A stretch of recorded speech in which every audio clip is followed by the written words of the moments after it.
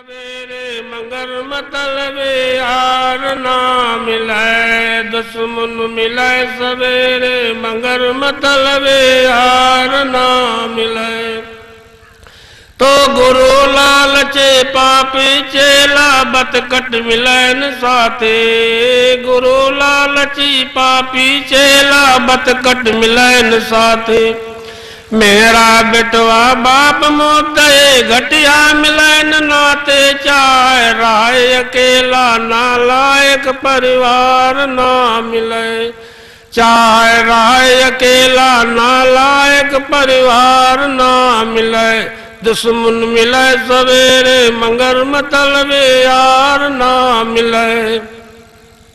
तो तुल्प का ना मिले परोसे सो मसियो न भेंट, तुल्प का ना मिले परोसे सो मसियो न भेंट। कन्या चाहे राय कुंवारी सौवर मिलन खोट, कुंवारी राय जन्म भर मगर पते गंवार ना मिले, कुंवारी राय जन्म भर मगर पते गंवार ना मिले।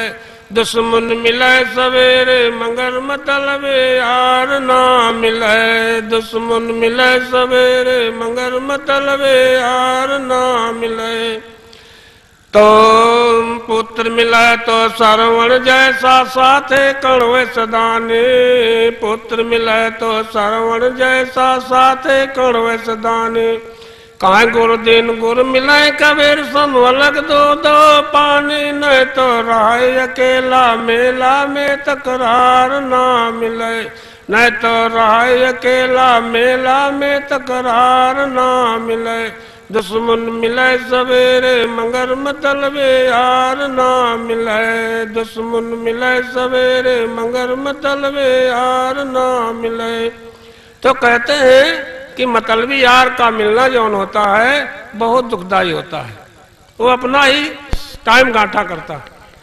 तो गुरु लालची पापी चेला, यदि चेला महाराज पापी मिल गए तो गुरु महाराज कहां उसकी छेड़ करेंगे, और गुरु महाराज यदि लालची मिल गए तो चेला महाराज का जौन अच्छा ही पाएंगे वो सब उजाने की कोशिश करेंगे। जहां तक अच्छी चीज देखते हैं ऐसे ऐसे गुरु संसार में होते हैं जो जहां तक वो मन उनका पकड़ लिया उस चीज को उसको पूजा जरूर लेंगे। जैसे एक गुरु महाराज थे और वो उनके पिताजी खत्म हो गए। जब पिताजी खत्म हो गए तो गुरु महाराज तो कहीं दूर थे और पंडित जी पूजा आ गए। पहले वाले गुरु जो ना होते हैं वो कहा देखो भैया पिताजी तुम्हारे ऐसा ऐसा काम करते थे और दूध खाते थे, घी खाते थे, अच्छी अच्छी मेवा खाते थे, वो तो उनके नहान धोन में सब तुमको दान देना पड़ेगा। तो कहा ठीक है महाराज जैसा कहेंगे वैसा हम करेंगे, दान देना है तो हमको क्या है, कोई पिताजी की सब सारी जायदाद है ना, सारा सामान पिताजी का है, हम भी पिताजी के हैं तो सारी चीज उनके है, तो मैं जो कुछ कहोगे वो सब सामान इकट्ठा करूंगा। तो कहा ठीक है। अब वो सब सामान ला करके जुटा दिया और कहा देखो बच्चा कि काला धन लागेगा, तो काले धन की जरूरी है। तो कहा ठीक है महाराज। तो काला धन करमटा ले आए। तो कहा कि काला तो ये तो करमटा लाया हो भैया, काला हो और जान वाला हो। तो उनके एक पंडित जी भैंस देख लिए थे, भैंस बढ़िया थी, 15 लीटर दूध देने वाली भैंस थी, खुंडा थी, छोटे छोटे पाँव की थी। वो भैंस उनके दिल में डट गई। तो कहा ठीक है काला हो और जान वाला हो। चलिए गुरुजी आ गए घूमते घूमते। तो कहा भाई क्या बात है।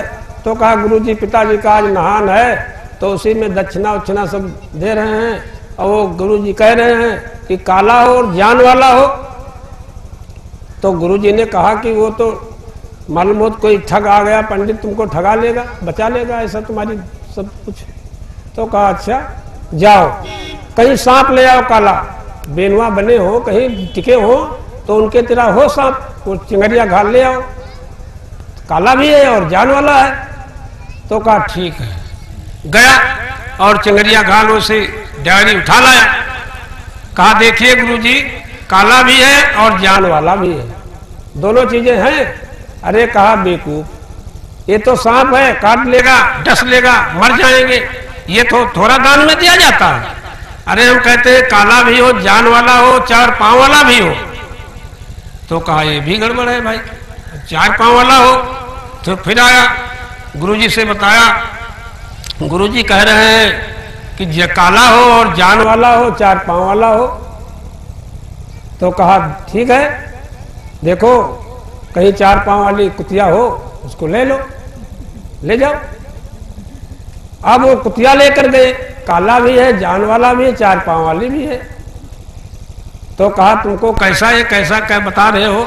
अरे कुतिया तुम तो लाए हो, हम कहते हैं कि काला भी हो और जान वाला भी हो और सींग वाला भी हो। इसके सींग कहाँ कुत्ता के होते? तो फिर गए, तो फिर कहा गुरुजी वो तो ऐसे ऐसे बता रहे हैं। तो कहा सींग वाला हो।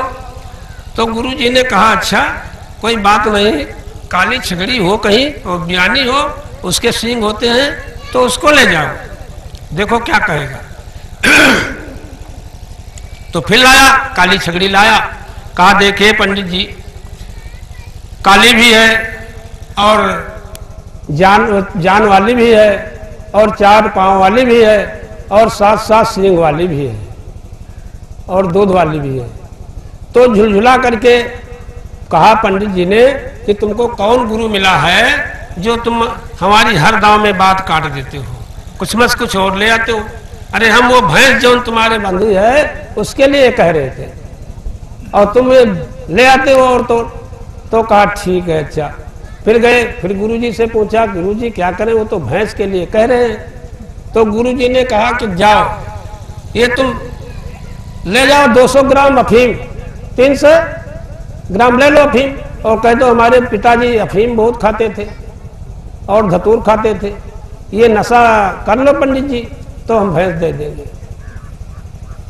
यह तो भी खाते थे तो दूध खाते थे, भैंस दे देंगे, कोई बात नहीं। तो ले गए और कहा, तो पंडित जी ने कहा तुमको कोई ऐसा गुरु मिला है जो भाई अब हमारी उपाय नहीं लगेगी, जाओ हम मर जाएंगे क्या अफीम खा करके, नशा खा करके? हम नहीं मरेंगे ना, तुम्हारी भैंस लेंगे। तो देखो गुरुजी न होते तो उनकी भैंस चली जाती। तो गुरु किया इसलिए जाता है कि ज्ञान के लिए, हमको ज्ञान मिलेगा और ज्ञान से हमको बोध होगा, बोध से हमारे विवेक होगा। जले तक कोई रास्ता बताएगा नहीं और जाना नहीं तो क्या जानोगे। जो कहते हैं कि जो काम खुदा से नहीं होता उसको फकीर कर देते हैं, जिसके ऊपर खुश हो करके अपना पंजा धर देते हैं। जो काम खुदा से नहीं होता उसको फकीर कर देते हैं, जिसके ऊपर खुश हो करके अपना पंजा धर देते हैं। अंधों को रोशनी देते हैं, मुर्दों को देते हैं जीवन, बेपरवाहों पे करके मेहर उड़ने के लिए पर देते हैं। जो काम खुदा से नहीं होता उसको फकीर कर देते हैं, जिसके ऊपर खुश हो करके अपना पंजा धर देते हैं। तकदीर बदल दे कितनों के, तकदीर बदल दे कितनों के, दुनिया के बदलने में क्या है। तकदीर बदल दे कितनों के, दुनिया के बदलने में क्या है। वो चाहे जिधर से कलमे को, वो चाहे जिधर पढ़ देते हैं। वो चाहे जिधर से कलमे को, वो चाहे जिधर पढ़ देते हैं। जो काम खुदा से नहीं होता उसको फकीर कर देते हैं। जो काम खुदा कहते हैं, या खुदा कहिए या परमात्मा कहिए या भगवान कहिए या राम कहिए या गॉड कहिए, कुछ कहिए, कई नाम, जैसे एक पुरुष के कई नाम होते हैं, वो कोई उसको मौसिया लगता है, कोई मामा लगता है, कोई फूफा लगता है, कोई काका लगता है। इसी प्रकार नाम तो है, इनके एक ही बात वह है, चाहे खुदा कहिए, चाहे परमात्मा कहिए, चाहे कुछ कहिए, गॉड कहिए। तो कहते हैं जो काम खुदा से नहीं होता है, भगवान से नहीं होता है, उसको फकीर लोग कर देते हैं। कैसे फकीर लोग कर देते हैं? जिसके ऊपर खुश होकर के अपना पंजा रख देते हैं। मगर वे फकीरों की मैं बात नहीं करता हूं जो झोली डाल करके मांगते हैं। झोली डालने वाले मांगनों की मैं फकीरों की बात नहीं करता हूं। और ना तो ऐसे ऐसे फकीर लोग होते हैं कि देखा जाता है, जावा जाता है जब हरिद्वार तो लाइन लगा देते हैं और कमर बट रहे हैं, और कमर जब बटे तो उठा लिया कमर और उठा करके लुकवा करके नीचे धर लिया और फिर हाल रहे हैं, जड़ा रहे हैं। सेठ लोग जानते हैं, अरे बाबा मर रहा जाड़े में बेचारा, बहुत जोर मर रहा है, इसको उड़ा देते हैं। फिर वो लपेट कर धर लेते, फिर वो कांप रहे हैं।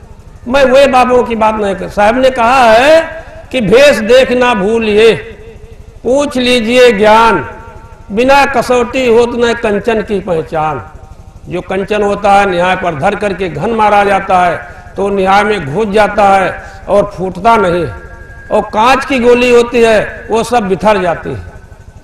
और साहब ने कहा है कि भेष बराबर भेष है, भेद बराबर नाह, तौल बराबर घूंघची, मोल बराबर नाह। भेष तो हमारा सबका एक ही तना है, जैसे शरीर एक ही तना है, बनावट एक ही तना है, काटा जाए तो खून एक ही तना निकलेगा, हड्डी एक ही तन की है, मगर सबके रहस्य और विवेक अलग अलग होते हैं, सबकी भावनाएं अलग अलग होती हैं। तो भेष देखना, जैसे सोने में सोना तौला जाता है ना, घुंघची धर करके सोना तौला जाता है, तो घुंघची तो सोना की बराबरी कर लेती है मगर उसकी कीमत की बराबरी नहीं कर पाती। बराबरी तो कर लेगी मगर कीमत की बराबरी नहीं होती।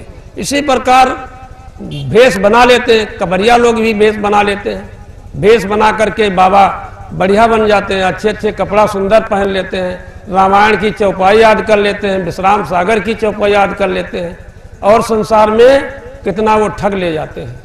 बोलिए सदगुरु देव की जय। अभी आप साहब जी से बहुत सुंदर विचार सुन रहे थे। सत्य ज्ञान असत्य ज्ञान क्या है? सत्य ज्ञान से ही मनुष्य के जीवन का दुख छूटता है। चाहे साधु वेश में कोई गुरु संत महात्मा हो, चाहे पंडित पुजारी मौलाना मुल्ला कोई भी हो, अगर ज्ञान सच्चा है तो उस सच्चे ज्ञान से कल्याण होगा, सभी का होगा। और ज्ञान झूठा है तो चाहे कोई भेष पहन करके ही झूठे ज्ञान की वार्ता करता हो तो वो दुखकारी होगा, हानिकारक होगा, उससे मनुष्य का कल्याण नहीं हो सकता है।